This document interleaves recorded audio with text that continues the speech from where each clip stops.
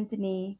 Good morning to you. And thank you for agreeing to say yes to be interviewed on my podcast today. My name is Nicolette. I am the podcast creator titled You're Worthless. Read that again. Juxtaposition of your very soul.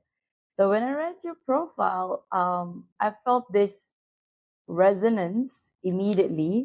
Assume. I hope you're Asian, and I am Asian myself. I'm from Kuala Lumpur, Malaysia.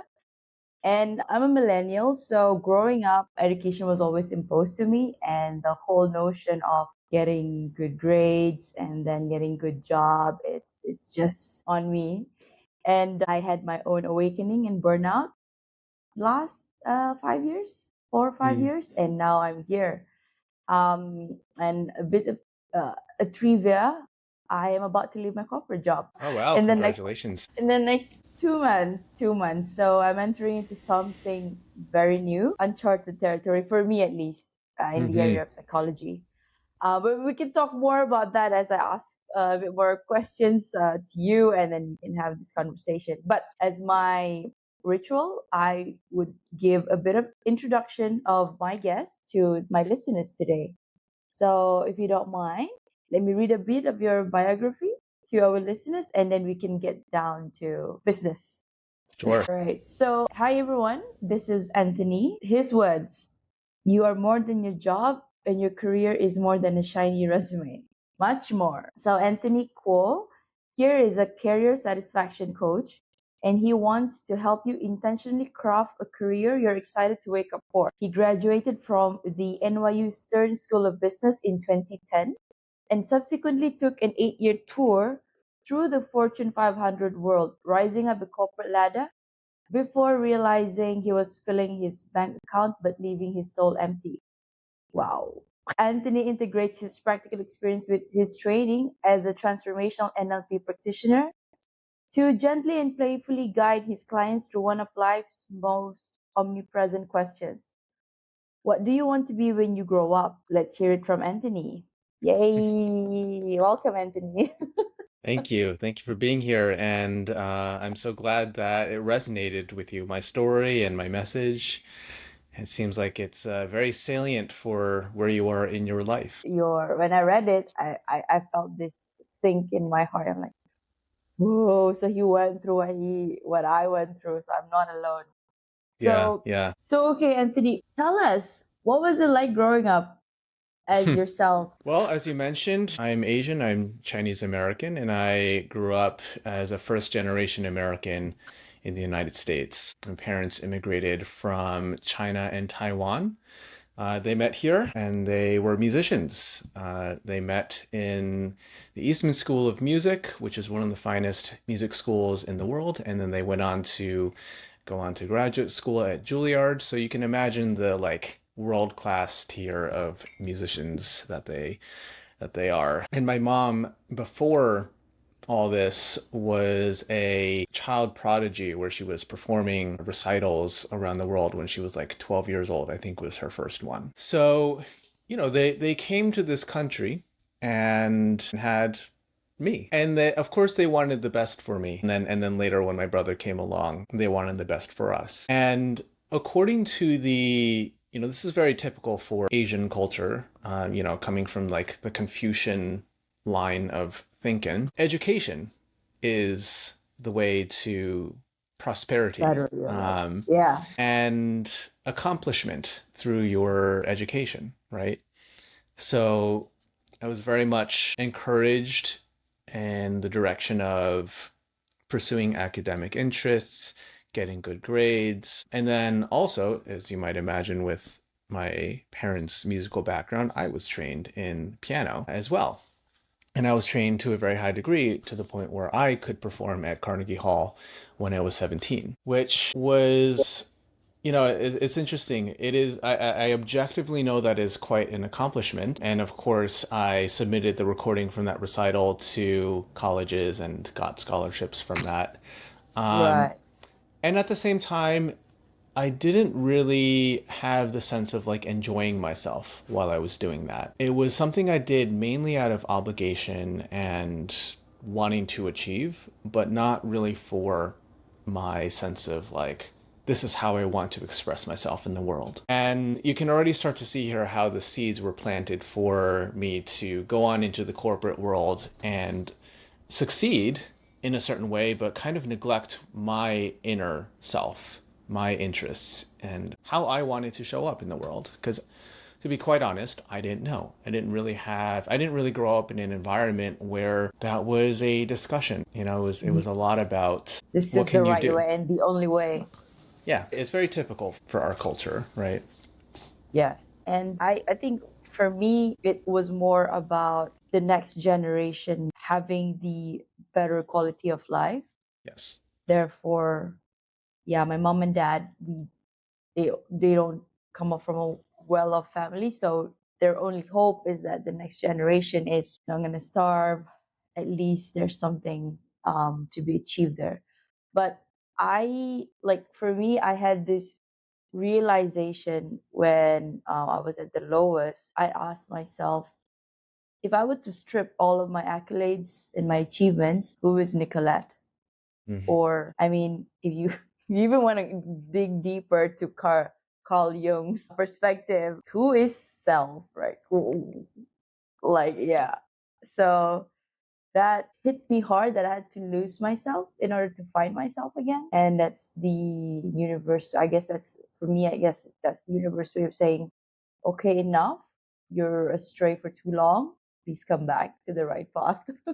So, Well, it's really interesting that you mentioned like that moment of losing yourself because that's very parallel to my journey, and I think mm, to a lot of people, where it's painful to go through that process, right? It's certainly not comfortable, and everyone's going to have a different threshold for what triggers that. But I think it's also very important to listen to that and not sweep it under the rug with your gratitude journal or with like, oh, but look how good things are.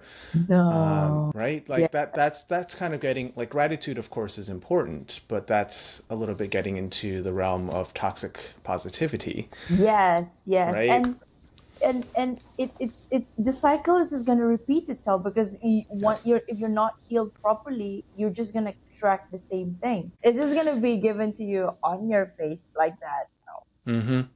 Aren't you learning? Is Yeah, there but something you're not what is learning? that quote? I think it's Virginia Satir, since we're quoting psychologists here. I mean, I'm Uh, not a psychologist. I know I am right now I am interested into that, but which one? Yeah, well, uh, you have to look. I'm gonna look it up right now so I get it. That's no So I worries. get it Yeah, right. yeah, yeah. People prefer the certainty of misery to the misery of uncertainty. As I was saying, you said people prefer the certain miseries rather than the uncertain unknown, right? It was that. Yeah, Yeah, and I was just saying, even though the unknown is possibly living their best life, because there's just something about stepping into the familiar, and and it's especially if you're sorry, no, and no, no. Go ahead. especially if you've already attained certain status in life, certain Hmm. power, Yeah, it yeah, will and feel saying especially it. It's when like you yeah. especially when you don't fully have defined what you want next. For me, the most difficult period was when I was getting promoted in my corporate job, and I already knew inside of me that I didn't want it anymore. That the climb wasn't worth it. And I was looking at my bosses and what they were doing, what their life was like, what their day was like, and I was like, I'm not really that interested in that. No, thank you. I'm like, yeah. Um, and while it would have been a lot more money and that would have been nice, I guess, it wouldn't have like I had already kind of climbed up the to the point where more money would not have necessarily made my life happier because I was already comfortable. And it was really, really scary because it at that same moment I didn't know what I was going to do next. Like I had an idea, but I didn't have it all spelled out. I didn't have an existing client base. I didn't know if I was going to succeed. I didn't know if I was going to be able to make it. And more to the point, the bar was really high in terms of I was already making a lot of money. So whatever I was going to leave for had to be better, so much Had to better. be, yeah, had to compensate, had to be compensated like in the Yeah.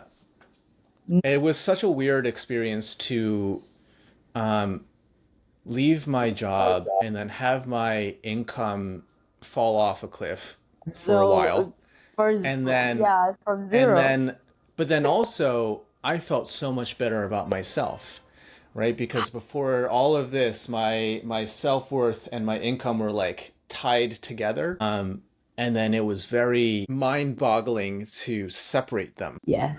I'm taking a moment to, I felt the same way. That's why I said, like, if I don't have the car that I drive, the whatever, the house, the anything, to be honest, who is, if I were to die tomorrow, touch wood, how would I want to be remembered as?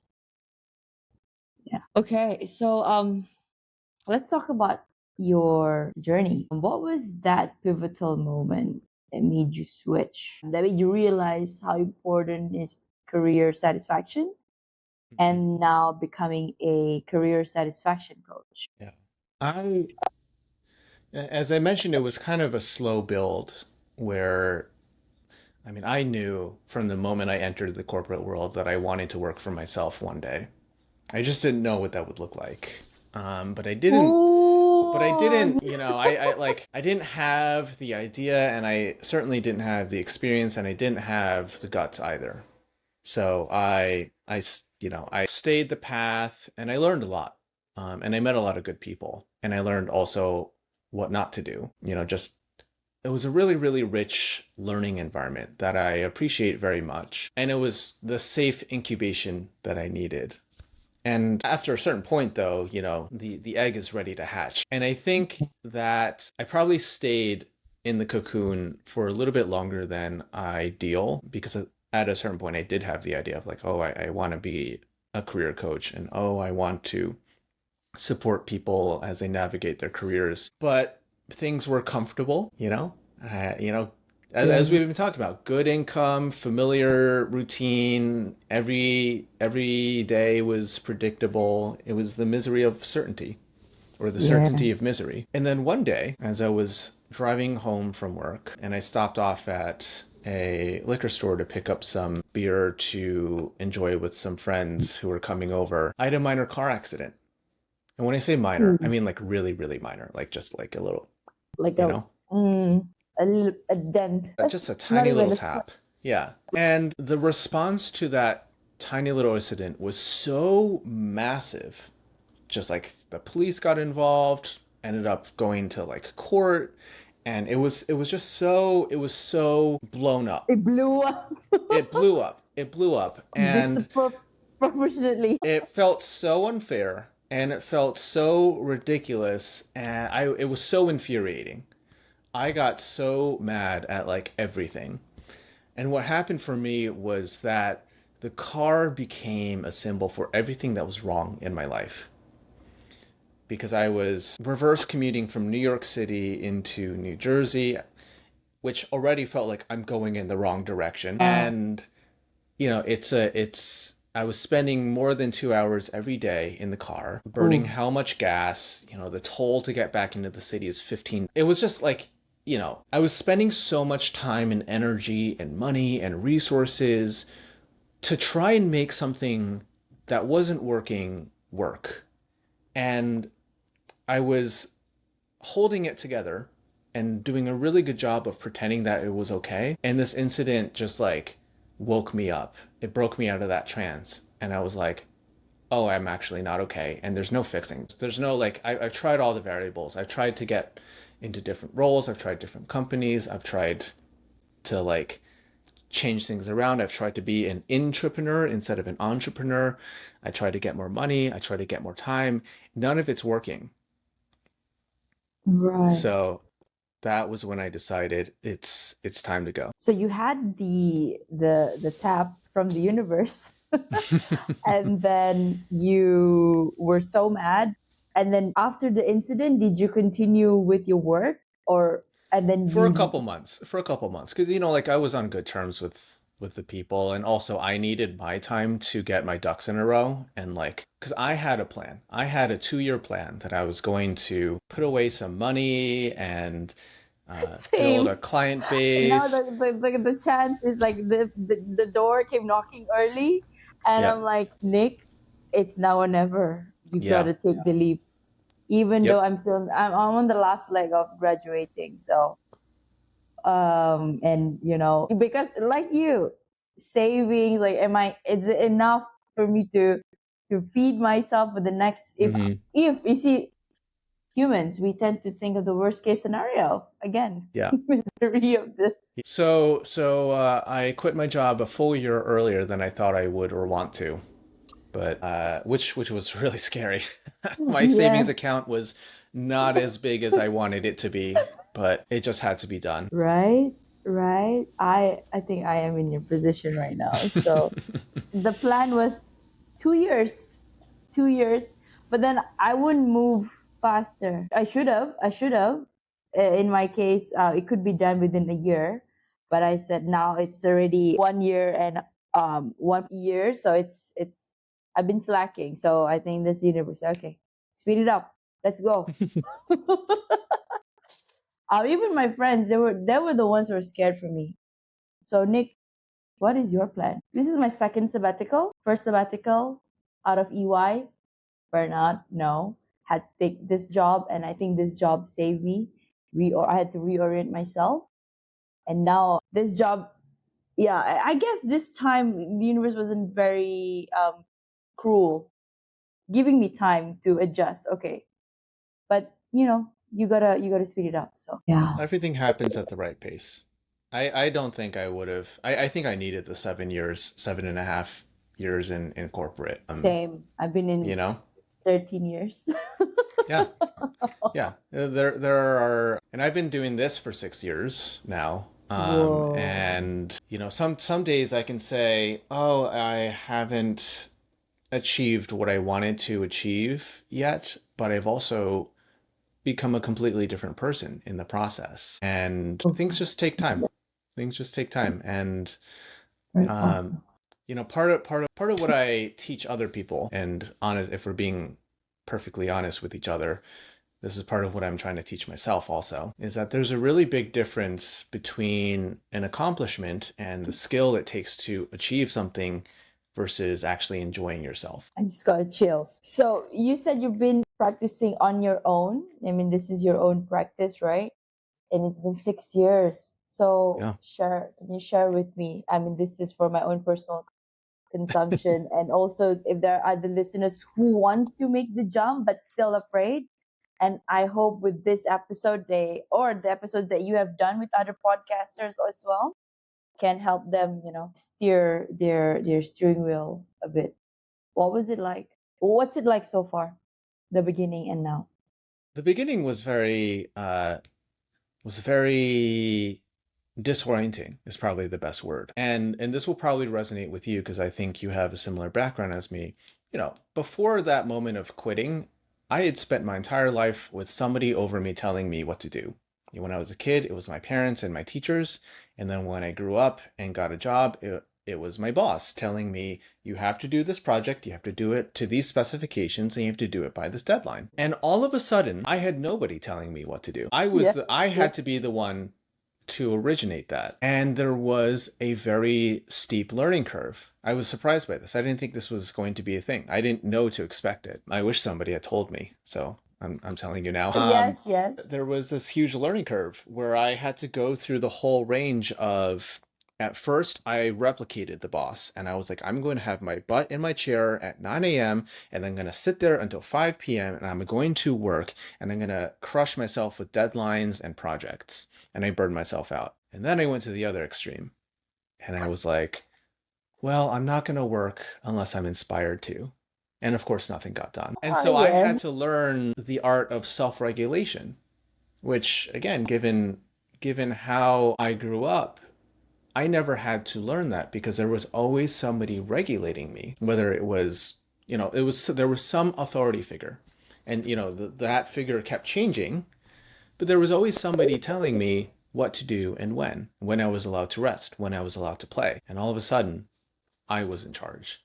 And if I didn't like something, there was nobody to blame. So during those days that you were uninspired at all, you didn't.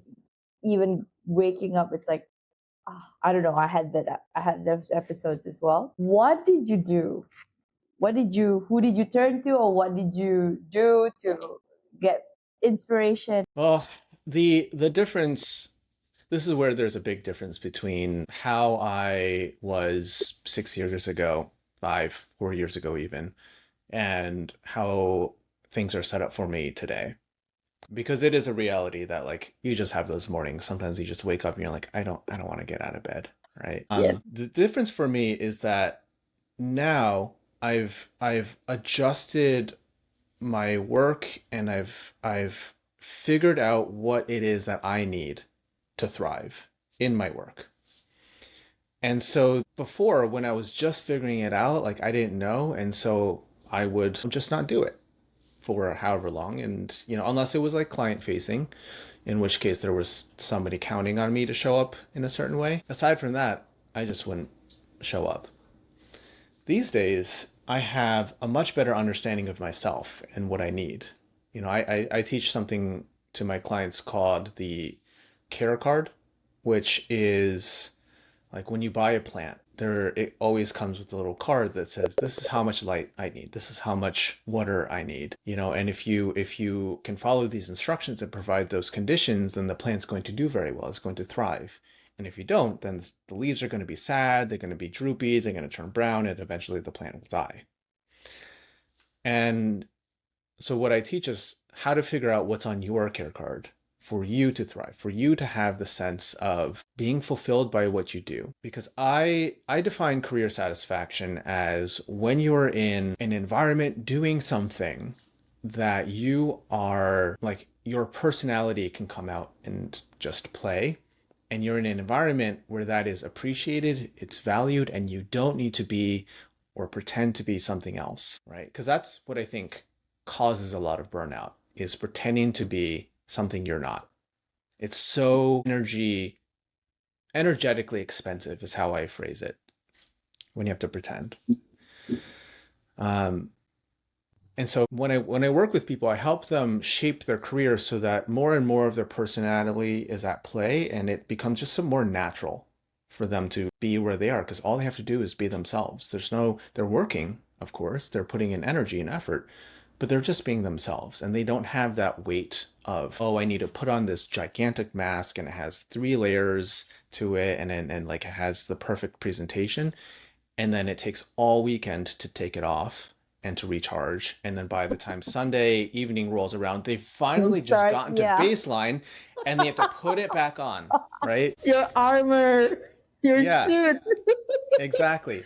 So going back to your question of like what happens when I have those mornings, these days I don't really get those mornings as much because I've shaped my work to fit my personality. One of the things I really enjoy doing, for example, is connecting with people. This is why podcasting is a really good way for me to do my marketing, because all I have to do is come on and connect with someone.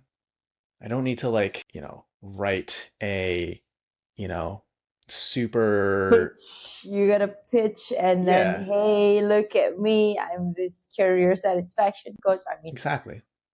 wow, I'm getting lots of downloads because once I have this thing in my head. And once I graduate, okay, I'm still scared. Like, how am I gonna get the clients, the therapy clients that I hope for and that can sustain me? But I believe in higher power. They put me here, so I think I'm gonna survive, regardless of how it is. To be honest, I enjoy talking to people as well, like you, and why I started podcasting. And I'm teaching myself how to transition between just having this conversation to really be client facing with the therapy. So it's like, yeah, it gets me out of the comfort zone. So all right. So okay, how did your experience playing piano at a high level and performing at Carnegie Hall shape your perspective on career satisfaction? Yeah. Well, as I mentioned, the piano wasn't really my passion, right? It was my parents' passion. And I want to be very clear that they were doing it in my best interests, or what they saw as their as my best interests. It just wasn't my thing. I was much more interested in other stuff. I was much more interested in building a potato cannon with my friends. And, we did this for an extra credit project for physics class one day. Or I was on the swim team and I really enjoyed that. I wasn't going to win anything. I was pretty good, but I wasn't that good. Certainly not like, you know, elite Olympic level good, just pretty good. And it for me, it laid that foundation of there's a really big difference between having a skill versus actually enjoying it, right? I was highly, highly skilled in piano to the point where I could perform in one of the best concert halls in the world. And also, like I submitted the recording to colleges and they never said because of your recording you get the scholarship, but I'm pretty sure that there was a strong correlation there. Or certainly added to the package. So it was very good, but it was very confusing for me that I was like, how am I so good at something, but like not enjoy it? It was, I remember, speaking of college applications, I remember writing in my college essay, like, look, if I can do something this well and not be that into it, imagine what I could do if I actually had my passion aligned. There it is. It was that, yeah. Yeah, yeah. And so, we're so conditioned to follow our skill, right? To do what we're good at. That's what our parents praise us for. It's what our teachers praise us for. Good job, you're so smart. Good job, you got good grades. You got, an A in that class. And very rarely do we stop to consider, did you enjoy it? Did you feel like yourself doing it? And that carries on into our careers, where, almost every single day, when I talk to somebody who's coming into my practice, it's some version of I fell into this career and I was good at it, and so I kept going, and now my tank is empty. Soul tank is empty. Thank you. You reminded me of a question I wanted to ask earlier. So when people come to you for your service, what can they expect from that? Like, I don't expect is like such a very demanding word, but how are you like walking them? Are you holding their hands or are you providing them a framework? How do you do it? Yeah, so there's definitely a framework, and I'm gonna say, and it's going to sound extremely simple, and it is. I'm proud to say that it's quite elegant, but it's also trickier than it sounds. So there are 3 steps to the process of creating a fulfilling career. Step 1 is to know yourself. And when I say know yourself, it's not just like you go to therapy and you get a better sense of yourself. Of course, that's important. But what's really valuable about knowing yourself is you get a vocabulary that you can use to describe yourself to other people so they can understand you also. And for you to understand yourself well enough to know this is what I need and this is what I don't want. So we develop that care card in the first step. When you have that awareness of yourself and what you need in order to thrive, the next question, very natural, is okay, where can I find that? So the next step is setting your destination. And then once you know your destination, very next question is how do I make it happen? So the third step is making it a reality. Now, this is where most people try to start because it's resume, cover letter, LinkedIn profile, interview strategy, all of that stuff. But to me, that comes at the end when you've kind of figured yourself out. It's very easy to bang your head against the wall and submit your resume to like 1,000 places and get rejected from 9 of them if you don't come from the root. So all of the work that comes before, I like to say, is slowing down so you can speed up. And I've had this experience over and over and over again with my clients where, the first 2-3 months of working together is like, why are we talking about this? And then bearings, once we know where they want to go and how to get there, it moves lightning fast where, you just get the right resume into the right hands, and then the next day the company is calling you up to say, don't even worry about the phone interview, just come into our offices tomorrow. This actually happened with a client. Wow. Getting to the root of it. And then Mm-hmm. once you fix it, everything else will follow. Yep. I like that. So, next question. What are some of the common misconceptions people have about career satisfaction and how we can change the narrative around it. Probably the biggest misconception is that a single move is going to, or a single accomplishment is going to create your career satisfaction. Like, oh, if only I got this promotion. Oh, if only I step into this role. Oh, if only I change If industries, only. then I'll be happy, right? Yes. And I heard you say some version of this, like, oh, once I graduate and once I get into my business, have my own practice, then I'll be happy. And of course, it's a very understandable sentiment, right? And the reality is that career satisfaction is a choice that you make over and over and over and over and over again. It is a continuous choice that you keep making, which means that it's much more continuous. It's much more day to day. It's not as sexy as, oh, I got this huge promotion That's and a here good is one. like a That's a good 30% one. raise and whatever, That's right? a good one. Yeah, yeah, yeah. It's not sexy. It what it actually is making a decision of, I'm going to sign off from my laptop no later than 6 o'clock every night and not respond to emails. Or I'm going to have an uncomfortable conversation with my boss about this promotion that I want.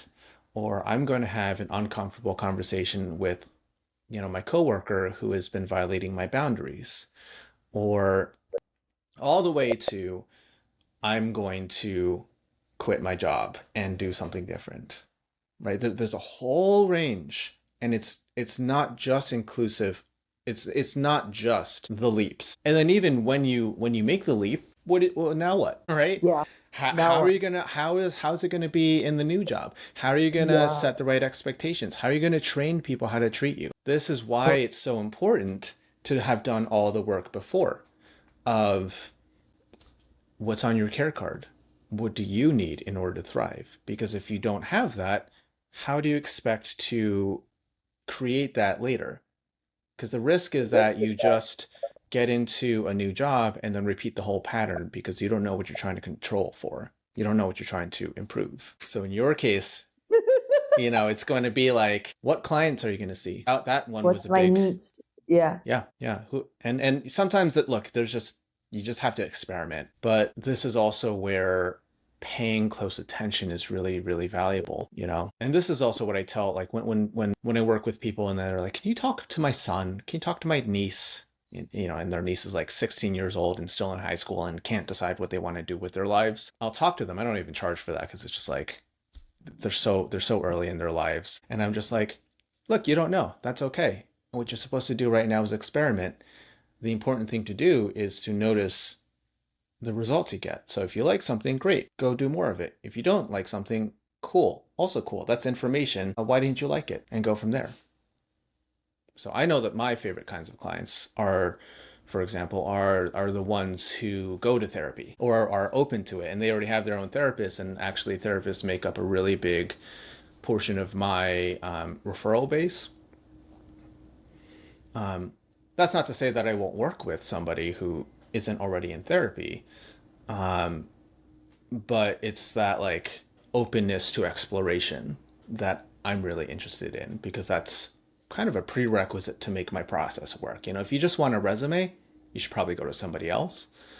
But if you want to understand yourself, then I'm your guy, right? That came from a lot of experimenting and realizing, maybe I don't want to just be the resume editor, because that's what I did when I started. And then I got very bored very quickly. Experimenting. So Mm-hmm. so before setting up your practice, did you have to go for like additional certifications, qualifications to get yourself like anchored? I am trained as a master NLP practitioner. I didn't have that when I started because I had enough, practical experience navigating the corporate world. And I also had a training as a relationship coach, which, believe it or not, was very professionally advantageous. Not for any kind of relational, I wasn't doing relationship coaching at work, but the ability to sit with someone and like have more interest in the relational aspect was very, very useful. Regardless if it's romantic or platonic, Exactly. right? Yeah. Exactly. A Yeah. relationship is a relationship, Yeah. whether, doesn't matter what the context is, a relationship is a relationship. Yeah. So I had those as my like starting building blocks. But then eventually I started to have the experience of 85% of the time when I gave people advice, they would do it. And then there was the 15% of people that was like, it didn't matter how many times I tried and how good the advice was. And have you ever had the experience of there's something you want to do, you know how to do it, you have the time to do it, you have the resources to do it, the conditions are just right, but then you don't do it anyway? Exercise, running. Yeah, yeah, there you go. There you go. Sunny day. I got my shoes on. My favorite jogging track pants are there, folded. Mm-hmm. Yeah, Mm, everything is yeah. set up, and you even might even have the best running coach in the world, but you just don't do it. And so that kept happening for a small minority of my clients, and I was like, as their coach, it is my responsibility to understand what's going on and to be able to work through this, because obviously just saying more accountability is not the answer because it's not working. So that's where I got into learning about NLP. NLP stands for Neuro Linguistic Programming. And what I was very interested in is like, how do I work with this resistance? How do I get curious about it? How do I understand where it comes from? Not so much in a, psychology and therapy kind of way, although it is quite related, and more from like, how do we dissolve this block? How do we work through it? How do we identify what are the belief and identities that are making it so that you don't keep running into this wall? And so back to the running, that's a great example. So you might notice that there is a way around that, which is just apply a ton of willpower and you can get yourself out the door. And that will work maybe 15% of the time, right? Because when you're out of willpower, then sorry, it's not happening. What I learned to do through this training was to help people rewire their brains and their beliefs to go from having to will themselves out the door and like really like build up that head of steam to changing the way they see themselves and understand themselves, to just be like, I am somebody who wakes up in the morning and goes running. Now, can you like feel the difference in like how much energy needs to be spent? Because if you simply are somebody who does it, then it just happens. Natural. Yeah. Yeah. Wow. Thank you. This has now become a bit of a coaching session. This is why I love talking to people. I learned so much. Thank you for that, Anthony. Right. Okay. We have a few more questions. What do you think about quiet quitting? I have thoughts. I have thoughts. If you read the commentary online, which honestly nobody should, because social media is just set up to make you really mad at something. But if you read it, it's all like, it's either from the employer side, this generation doesn't want to work. And from the employee side, that generation doesn't understand how difficult it Yeah. is. Yes. Right? Yes. Yes.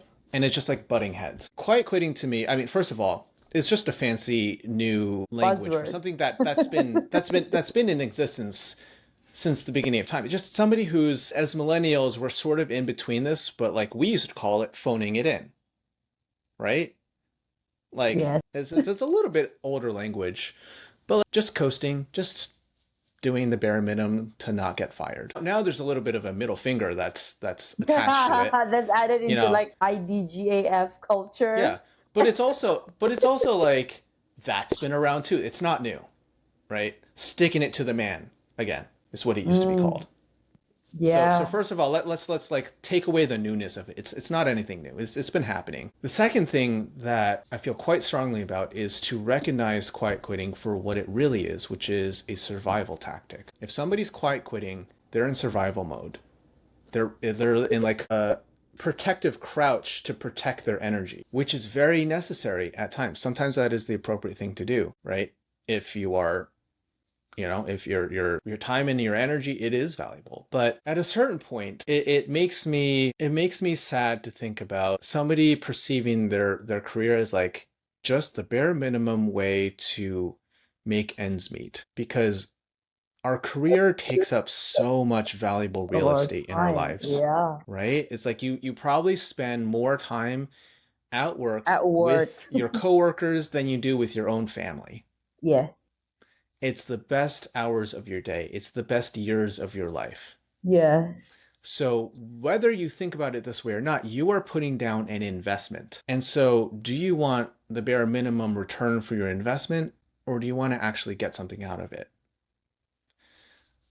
To me, that like it's such precious real estate that I have a very high bar for what I'm willing to do. And, quiet quitting is, again, it's a survival tactic. It also registers to me as like a sign of desperation and feeling trapped and feeling like you don't have other options. Because if you had better options on your menu, you would just choose them.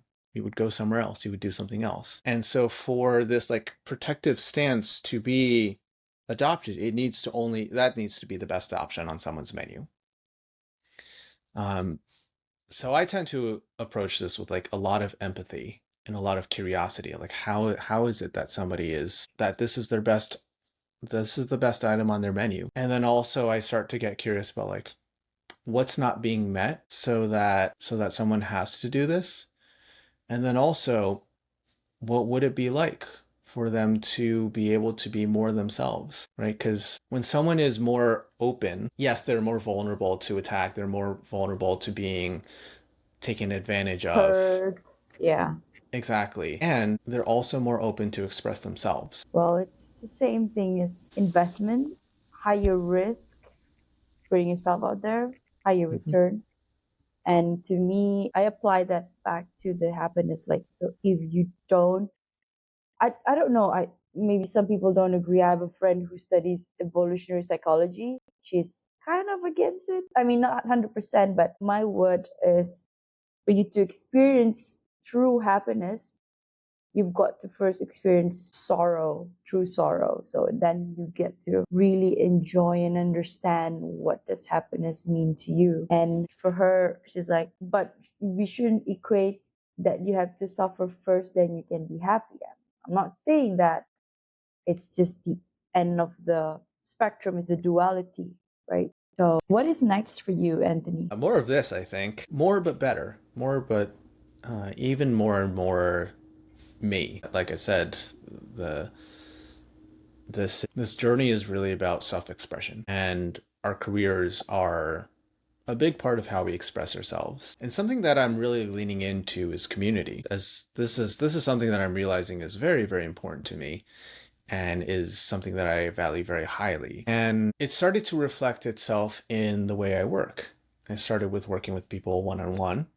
This is very natural for someone in this line of work. And more recently, in the last year or two, I've really, really enjoyed working with people in groups. And the Oh, thing that was really? really surprising about working with people in groups is I thought it was just going to be like have 6 or 7 one-on-one sessions in tandem and like I become the hub. It's like a classroom type of Exactly. I setting, am the right? expert. And what has been both really relieving as well as enlightening is that that's not happened. Of Hmm. course, I'm there to set the space, be the, I curate and I help set the stage and set the culture and make it safe. And what really happens is that everyone becomes the authority on something, on themselves It's and on each beautiful. other. And I don't have to work so hard either because, Yeah, right, it's not just because you're me. leveraging. Yeah. Everyone is in it together. And, career dissatisfaction is one of those things that's really hard to talk about out in the open because like you're not going to go on LinkedIn and post how unhappy you are. Like that would just that just doesn't work. People That's often, not yeah, that's not glamorous, of no. course. Don't It's not nobody wants to glamorous. It's see also your. it's also perceived frequently as not even appropriate. Yeah, And you'd get in yeah, trouble for it in a lot of yeah. cases. So you really only whisper about it, with your friends and families and maybe your closest coworkers if you've like ascertained that they are safe enough to talk about this too. But like how relaxing can it be when you don't have to explain your experience to somebody because they already get it. Right? Kind of like what you felt when you read my profile and we started talking like I know what you're going through because I've been through it. Yes. And I know from personal experience that like how exhausting it is to try to explain yourself to somebody who may have a ton of judgments about what you're doing. and they're really concerned for you because they care about you, but they just don't get it because they just Yeah. what the choices you're making are just so foreign to them. That's really So, exhausting. so it's so jarring to Yeah. them. Like, how can he or she think of it this way? Yeah. What about stability? Oh yeah. I mean, what about health insurance? I live in the Yeah, United yeah, yeah. States, Oh, so yes. that's a Health that's a huge insurance. problem Yeah. here. Like, that was one of the main questions I received was, what are you going to do for health insurance? And I was like, I'll figure it out. Exactly, right? We'll figure it out. Yeah, yeah. So, we're already experiencing it now. Like, how valuable is it to be able to go through this journey with a community of people who are going through a parallel journey? Some people are going to be a little bit ahead of you. Some people are going to have, be a few steps behind you, and just help each other and relate to each other and offer resources to each other. It's been really, really beautiful to witness and to hold. And, what's next for me is more of that. I think I'm going to be leaning more and more into that kind of work because I've realized that it really, really fills me up. You're doing great work, Anthony. So you Oh, just thank you you. just made something secure. If I do, no, not if. When I open my practice, they need some they need help with the career, I'll send them your way. Oh, thank you. Yes, yes. I mean, because we're in this line. I'm gonna be in this line already. So this Hmm. is also why I'm networking, It's Yeah. this is great. This is yeah, because I believe in that. I before leaving my consulting job, I felt like I was me against the world, and it is not a nice feeling, and I do not wish that upon anybody. So yeah. No, it takes a team. I truly believe that it takes a team. I actually, I do a lot of networking with therapists. I also do a lot of networking with career coaches, and I often make friends with them. And people look at me sometimes like, what are you doing, talking to your competition? And like, I'll openly share my ideas and like, and I'm like, there are enough unhappy people who need our help. I can't take all of them.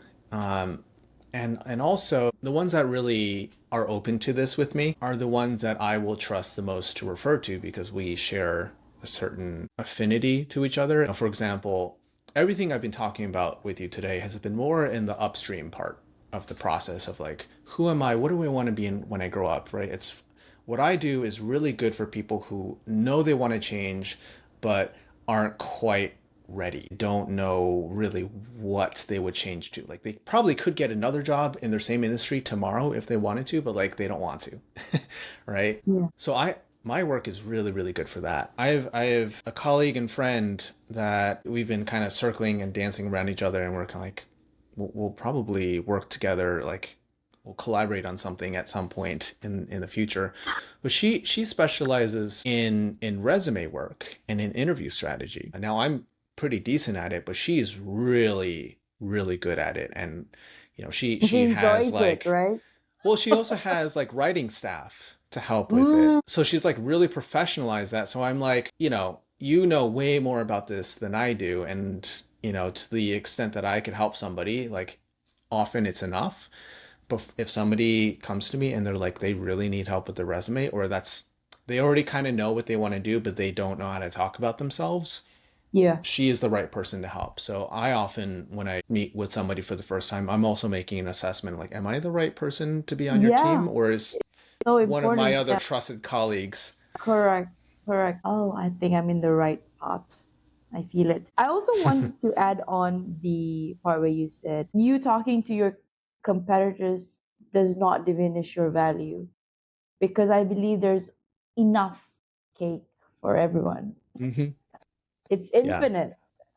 You don't yeah, have to snatch from people. No, yeah. it's abundant. Yeah, it's a really interesting too. Like my wife is a therapist. So Ah, like okay. I kind of understand the world through her, and I've become tapped into like the like some of the networking and referral networks, and it is like pretty lively in there. It's like I'm looking for, a psychologist who specializes in this, and I have a patient whose wife needs support with that. Like, do you know anybody? And it's just like there's so much collaboration and so much like referral, cross referral activity that it really makes me happy to see it. My heart just lit up just like that.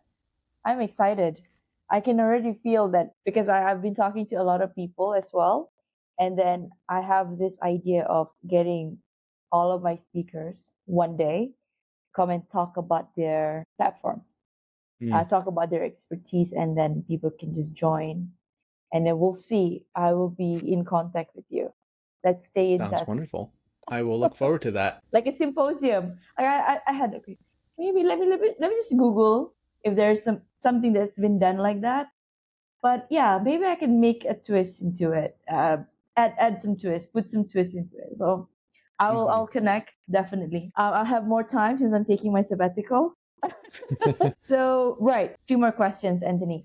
So what is your heart's greatest wish? My heart's greatest wish. Ah, what a lovely question. Thank you. I mean, I think really it is to love and to be loved. Quite simple, really. Well, yeah, well, we complicate things even when it's just that love. Okay, so is there anything that keeps you up at night, or do you sleep well? I mean, sometimes I have trouble falling asleep because I'm too excited about what I'm working on, and then I have to like teach myself to shut it down so I can actually get some rest. That is way better feeling than feeling anxious about, oh, how am I gonna face my, I don't know, my presentation tomorrow, my Mm-hmm. boss. Oh, Yeah. too many Yeah. guys. Yeah. Usually it's just too many ideas firing off, and I need to like either tell my subconscious to like Slow it down. hang on to that and feed the conscious mind tomorrow morning when Yeah. it's got some juice, or I just like get up and I keep a notebook by my on my nightstand for moments just like this, and I'm like I just write it down like few keywords just to jog my memory, and then I can go to sleep. Beautiful. So, last question. If you could create a quote right now for you to leave to the audience listening and the world as your legacy, what would it be? Career should work for your life, not the other way around. What a way to wrap our interview today. Beautiful. Thank you so much, Anthony, for your insights and your candid, honest sharing. I am really appreciative of everything. And I feel much more confident as to where I'm going next. I'm about to take that leap. You've taken it last 6 years. I'm about to take it. Yeah, it's life doesn't stop at 30. Certainly will not stop. Yeah, it's there's something out there. I guess all of this we're just preparing us for what we're meant to do. That just clicked. Well, thank you, Anthony, for your time. Thank you. We are connected via, I think I followed you on Instagram. I will follow you on LinkedIn. And I thank you for the work that you do. Anything unfolds, I will reach out to I'll be following your journey with great interest. you. Okay. Well, you have a great day. And I wish you the best in your life. Thank you. You too. We'll be connecting. I'm pretty We'll sure. be in touch, I'm sure. Yes. Yes. Okay. Thank you, Anthony. Bye bye. Thank you.